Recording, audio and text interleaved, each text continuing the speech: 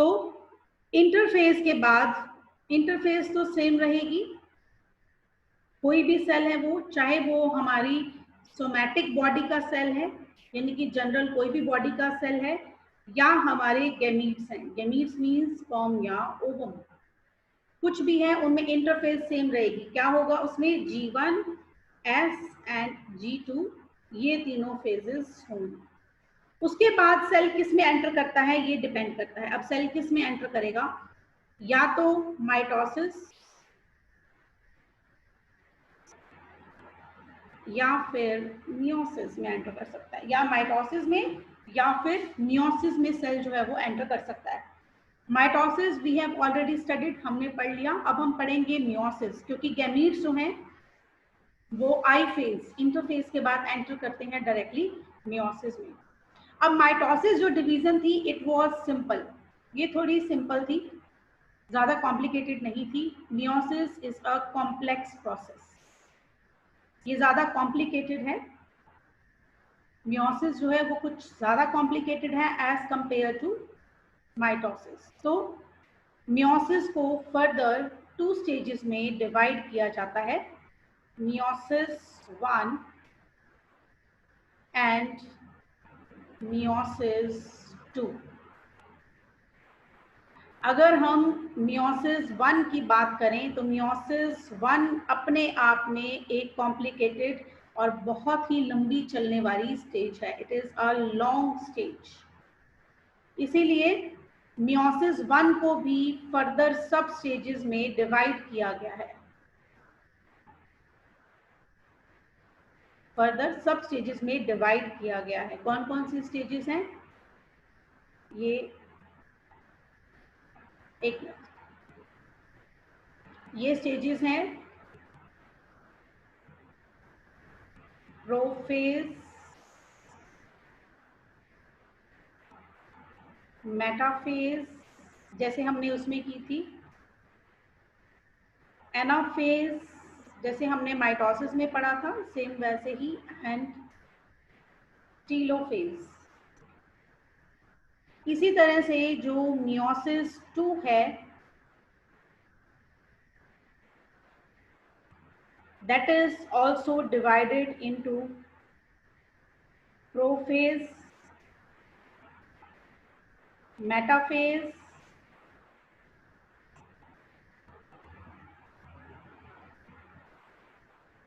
anaphase, and last one is telophase। ठीक है, इनको भी हम दोनों को ही जैसे हमने माइटोसिस में किया था वैसे ही इनको हम फिर से डिवाइड जो है वो कर सकते हैं, प्रोफेज, मेटाफेज, एनाफेज और टीलोफेज। इंटरफेज सेम रहेगा, जैसे माइटोसिस से पहले इंटरफेज था वैसे ही मियोसिस से पहले भी इंटरफेज होगा ही होगा, लेकिन एक बार होगा। ऐसा नहीं होगा मियोसिस 1 से पहले एक इंटरफेज और मियोसिस 2 से पहले फिर से एक इंटरफेज, नहीं, इंटरफेज एक ही होगा। मियोसिस जो है वो 2 टाइम्स होती है, ठीक है। अब जो मियोसिस 1 है और इसकी प्रोफेज है ये फर्दर और ज्यादा कॉम्प्लिकेटेड है, और ज्यादा चलने वाली और बहुत कॉम्प्लिकेटेड है, इसीलिए इसको भी फर्दर स्टेजेस में डिवाइड किया गया है प्रोफेज को। अब मियोसिस 1 की प्रोफेज है या मियोसिस 2 की प्रोफेज है, इसको भी हम डिस्टिंग्विश करने के लिए लिखेंगे prophase 1, metaphase 1, anaphase 1 and telophase 1। और मियोसिस 2 को करने के लिए prophase 2, metaphase 2, anaphase 2 and telophase 2, इस तरह से हम लिखते हैं। प्रोफेज 1 अपने आप में एक कॉम्प्लिकेटेड है, इसीलिए इसको फर्दर 5 स्टेजेस में और डिवाइड किया जाता है। लैप्टोटीन,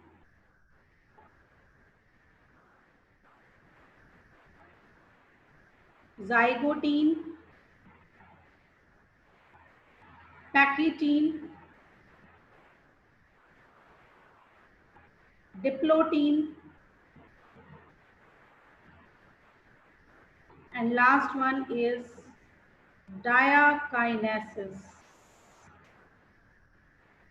5 स्टेज में हम प्रोफेज 1 को फिर से डिवाइड कर सकते हैं क्योंकि ये सबसे लंबी चलने वाली स्टेज है। और बहुत ज़्यादा कॉम्प्लेक्स भी है। इसमें बहुत सारे ऐसे प्रोसेसेस होते हैं इन 5 स्टेजेस में, जिसकी वजह से हमारे अंदर क्या आती हैं, वेरिएशंस। क्या होती हैं वेरिएशंस? Small small difference. हर इंसान दूसरे इंसान से डिफरेंट है क्योंकि वेरिएशंस हैं। बच्चे अपने माँ बाप जैसे हैं, थोड़ा सा डिफरेंस है, क्यों? क्योंकि वेरिएशंस हैं। और ये वेरिएशंस इन 5 स्टेजेस में ही आती हैं जब हमारे गैमीट्स बनते हैं, चाहे स्पर्म की फॉर्मेशन हो, चाहे ओवम की फॉर्मेशन हो। स्पर्म्स की मेल में और ओवम्स की फीमेल में जब फॉर्मेशन होती है, जब स्पर्म बनता है, तो स्पर्म बनने का ये पूरा प्रोसेस मियोसिस 1 देन मियोसिस 2 से होकर गुजरता है। मियोसिस 1 में भी प्रोफेज, मेटाफेज, एनाफेज, टीलोफेज होता है। फिर से मियोसिस 2 में प्रोफेज, मेटाफेज, एनाफेज और टीलोफेज ये स्टेजेस होती हैं। ठीक है, आज हम सिर्फ एक ही करेंगे, that is prophase 1। Very very important.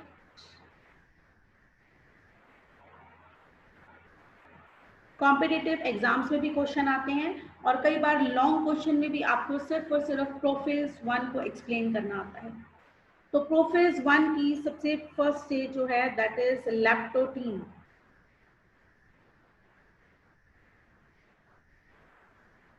लैप्टोटीन में क्या होता है कि जो इंटरफेज के बाद जो हमें क्रोमेटिन मटेरियल जो था वो हमें इस तरह से दिखता है।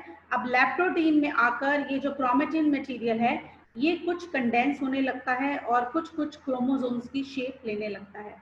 तो लैप्टोटीन में होने वाले इवेंट्स क्या है? क्रोमोसोम्स बिकम्स विजिबल,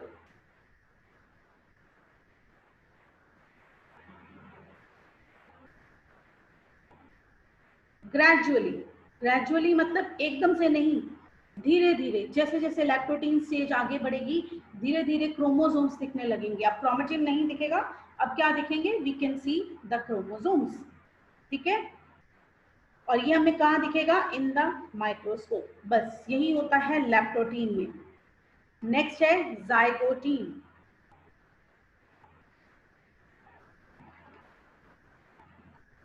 अब जो क्रोमोसोम्स हमें दिखने लगे थे सेल के न्यूक्लियस के अंदर, वो जो क्रोमोसोम्स हैं वो क्रोमोसोम्स जो है अपने आप को कॉम्पैक्ट करते करते प्रॉपर अपनी शेप में आना शुरू कर देते हैं और अपनी पेयरिंग कर लेते हैं। जो 2 क्रोमोसोम्स एक जैसे हैं वो अपनी पेयरिंग कर लेते हैं।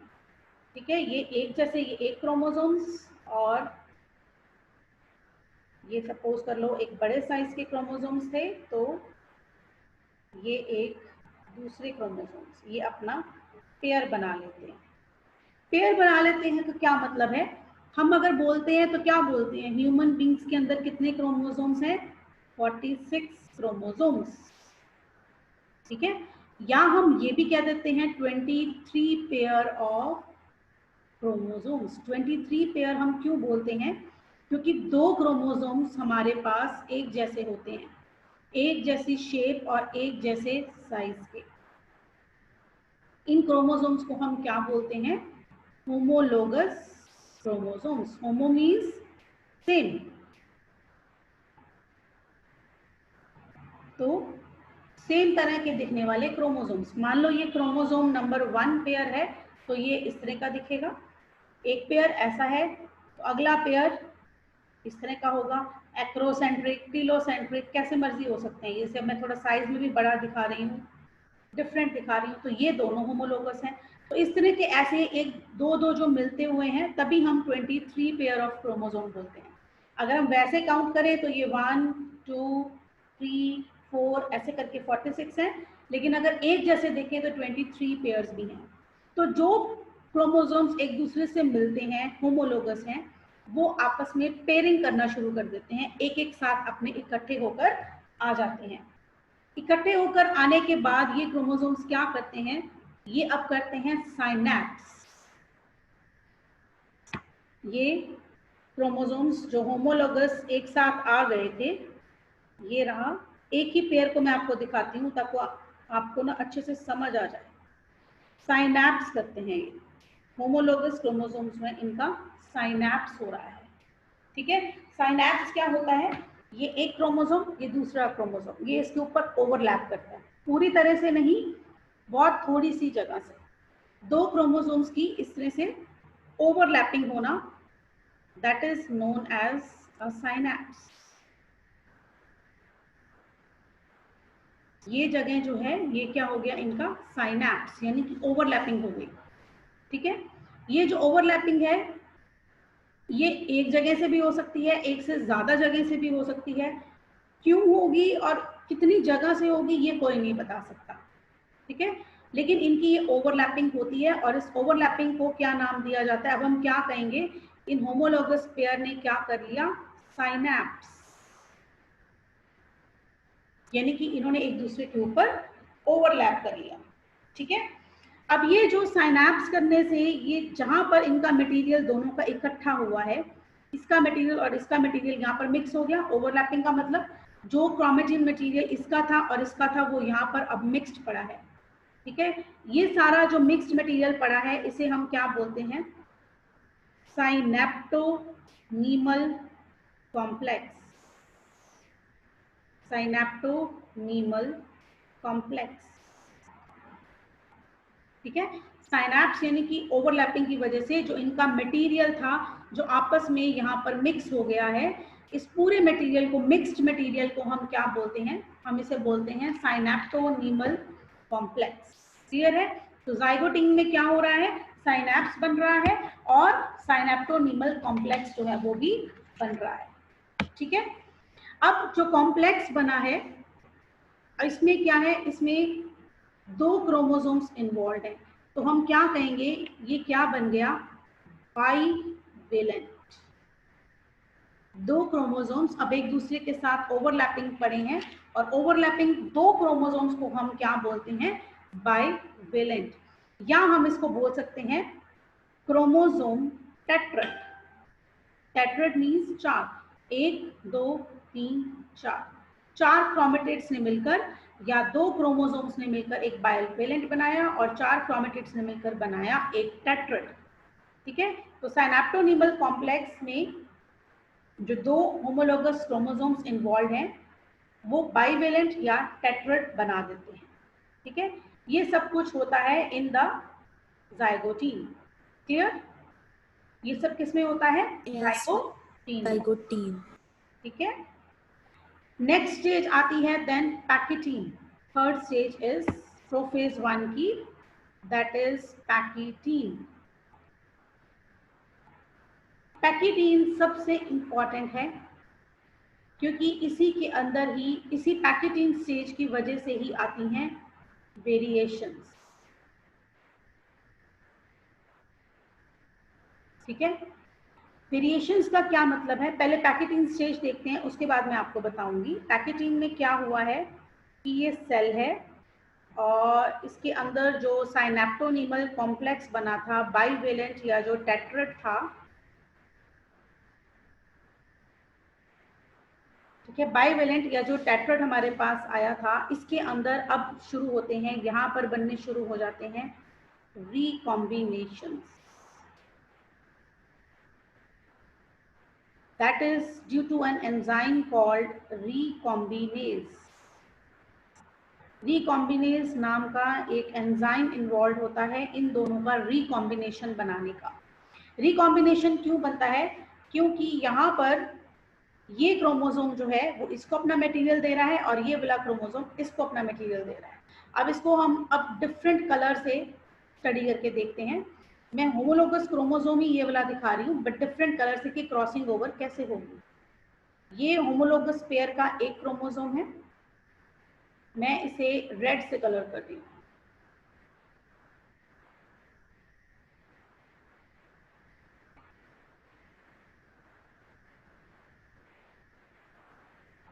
ठीक है, ऐसे ही एक दूसरा इसके साथ का होमोलोगस क्रोमोसोम मैं आपको दिखा रही हूँ, वो मैं आपको दिखा रही हूँ इस तरह से ग्रीन कलर से।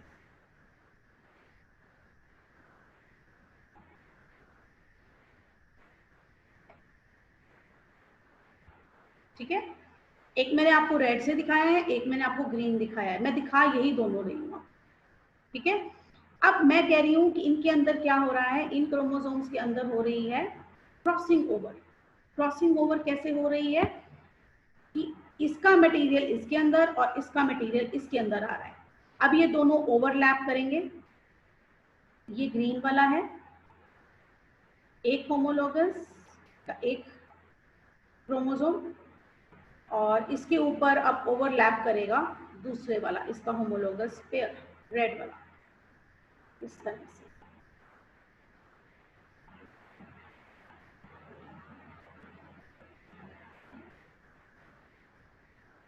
ये इसने जो ओवरलैपिंग की, अब इसका मटेरियल जहां जहां से इन्होंने ओवरलैप किया हुआ है, जहां जहां से इन्होंने साइनेप्टोनीमल कॉम्प्लेक्स बनाया है, उतनी जगह से इसका मटेरियल इसके पास चला जाएगा और रेड वाले का मटेरियल ग्रीन वाले के पास चला जाएगा। तो फाइनली ये हमें कैसे दिखेंगे, ये हमें अब ऐसे दिखेंगे।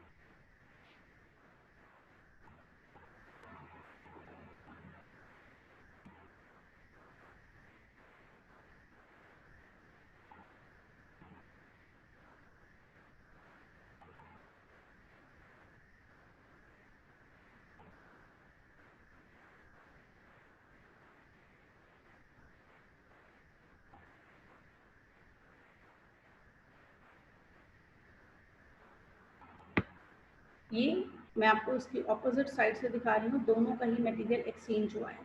अब अगर इसको हम दूसरी तरफ से देखते हैं, अलग अलग हो जाते हैं, अभी नहीं होंगे ये अलग, अभी एक दूसरे से जुड़े ही रहेंगे, ठीक है। ऊपर से नीचे से इनका मटेरियल अब एक्सचेंज हो गया है, ठीक है, लेकिन अभी ये एक दूसरे के साथ जुड़े हुए हैं, अभी ये अलग नहीं हुए। अगर ये अलग हो जाएंगे अगली स्टेज में, तो ये हमें कैसे दिखेंगे, जो ग्रीन वाला है, ठीक है, इसके अंदर हमें कुछ पार्ट दिखेगा जहां से ओवरलैपिंग हुई थी, उस जगह से हमें ये ऐसा दिखेगा, रेड दिखेगा, बाकी सारा ये ग्रीन ही होगा। और जो रेड वाला है, अगर हम इसको अलग से देखेंगे, जब ये अलग हो जाएंगे, तो रेड वाला हमें इस तरह से दिखेगा, ठीक है। इसका मतलब इसका मटेरियल इसके पास आ गया और इसका मटेरियल इसके पास आ गया, ये दोनों ने एक्सचेंज कर लिया मटेरियल। इसका मैं भी आपको सिग्निफिकेंस बताती हूँ, तो वो बहुत इंटरेस्टिंग है कि ये वेरिएशंस कैसे करता है, ठीक है। अब अगर हम इसको मान लेते हैं कि ये जो क्रोमोसोम्स थे ये स्पर्म के थे, ठीक है, ये किसी मेल का या फादर का स्पर्म है, उसके क्रोमोसोम्स हैं, ठीक है। इन्होंने दोनों ने ओवरलैपिंग करी, ओवरलैपिंग करके इन दोनों ने अपना मटेरियल एक्सचेंज कर लिया। अब जो रेड वाला था ये इस वाले रेड जैसे नहीं रहा, और जो ग्रीन वाला था ये भी स्टार्टिंग वाले फादर के ग्रीन जैसा नहीं रहा। एक स्पर्म के अंदर इस तरह का क्रोमोसोम आ जाएगा और दूसरे स्पर्म के अंदर इस तरह का क्रोमोसोम आ जाएगा, क्योंकि स्पर्म जब बनते हैं तो उसमें क्रोमोसोम का नंबर हाफ हो जाता है, अगर 46 है तो 23 हो जाता है, तो आधे ही क्रोमोसोम आएंगे। तो एक क्रोमोसोम एक स्पर्म में, एक क्रोमोसोम एक स्पर्म में चला जाता है, ठीक है। अब ये जो फादर के स्पर्म थे ये कैसा था, ये कंप्लीटली रेड था, लेकिन ये कंप्लीटली रेड नहीं है, इसमें एक ग्रीन वाला पार्ट, कुछ नई चीज आ गई दूसरे क्रोमोसोम की। वो क्रोमोसोम इस स्पर्म में नहीं है, वो किसी और स्पर्म में है।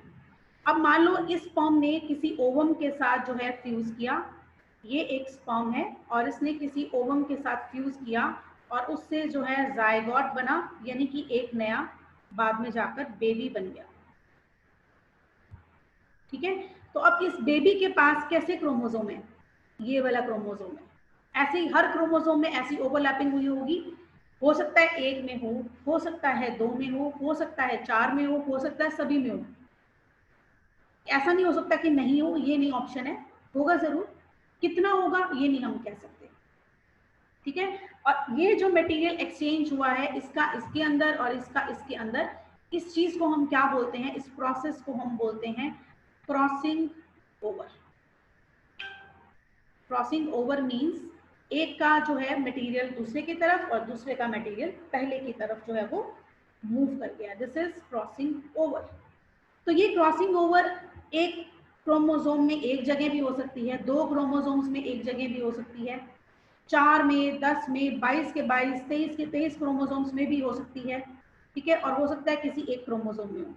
ये भी हो सकता है एक क्रोमोसोम, जैसे मैंने आपको सिर्फ यहाँ से ओवरलैपिंग दिखाया, तो ये यहाँ से भी ओवरलैप कर ले, ठीक है, ये वाला इसके ऊपर यहाँ से भी कर ले, ये वाला इसके ऊपर यहाँ से भी कर ले। एक क्रोमोसोम कितनी भी जगह से ओवरलैपिंग कर सकते हैं एक दूसरे के साथ। अब होगा क्या, अगर ये ओवरलैपिंग कम है तो वो बच्चा कैसा होगा, वो अपने फादर जैसा ज्यादा दिखेगा, ठीक है, क्योंकि ये वाला क्रोमोसोम और ये वाले क्रोमोसोम में कितना फर्क है, सिर्फ ये ग्रीन पार्ट में। अगर सपोज कर लो इस क्रोमोसोम ने इसको यहाँ पर 2-3 जगह से ओवरलैप किया होता, तो ये हमें क्रोमोसोम कैसा दिखता, it would be like this.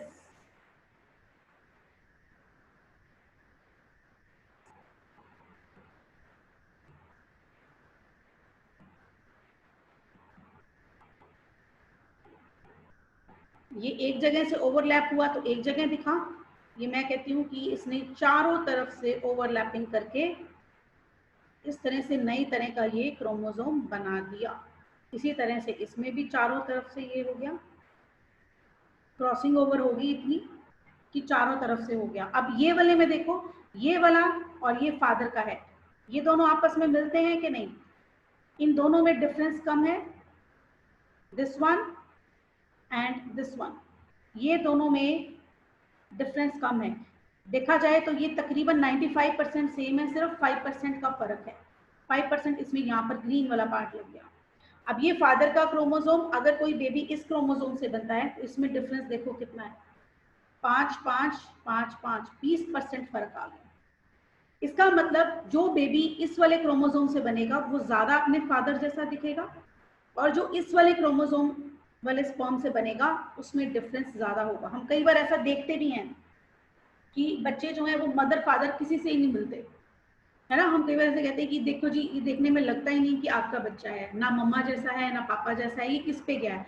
Normally हम ऐसी बातें सुनते हैं, तो उसका रीजन क्या है कि वो बेबी जो बना है उसके क्रोमोसोम्स के अंदर ड्यूरिंग मियोसिस 1, यानी कि हो सकता है उसके फादर, हो सकता है उसकी मदर, या दोनों के अंदर ही जब स्पर्म और ओवम बने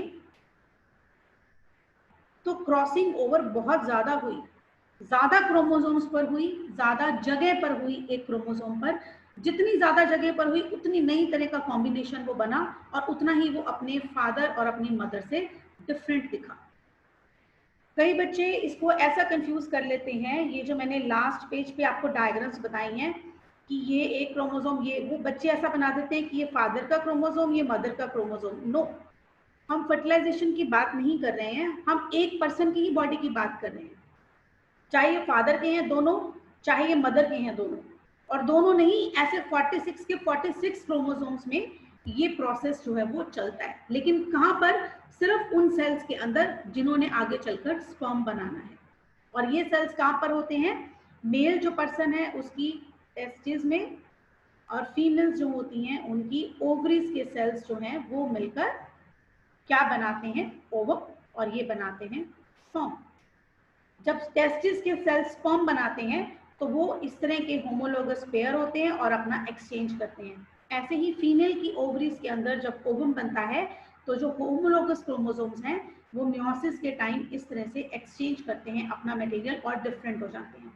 अब ये क्रॉसिंग ओवर कितनी होगी ये कोई नहीं बता सकता, जितनी कम होगी उतना ज्यादा आप अपने पेरेंट से मिलते जुलते होंगे, और जितनी ज्यादा क्रॉसिंग ओवर होगी उतना आप अपने पेरेंट से कम रिजेम्बलेंस वाले